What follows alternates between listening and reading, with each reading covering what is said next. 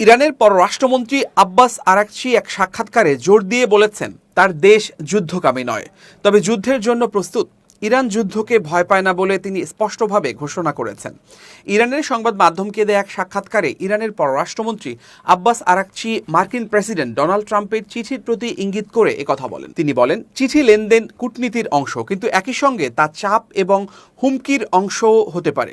Araghchi আরও বলেছেন, ইসলামী প্রজাতন্ত্র ইরান সবসময় যুদ্ধ এড়িয়ে চলে এবং যুদ্ধ চায় না, তবে ইরান যুদ্ধের জন্য প্রস্তুত এবং যুদ্ধকে ভয় পায় না।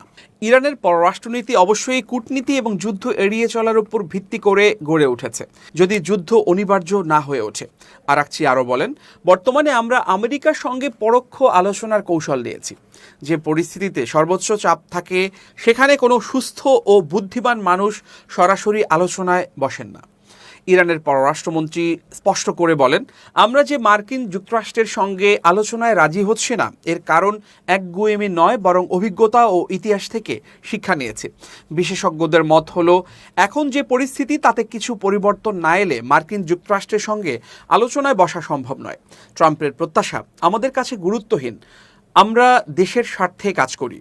ট্রাম্প নিশ্চয়ই চিঠির লিখিত জবাব আশা করছেন।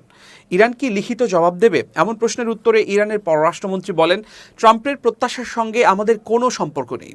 আমরা আমাদের নিজস্ব স্বার্থে কাজ করি, যা কল্যাণকর সেটাই করা হবে।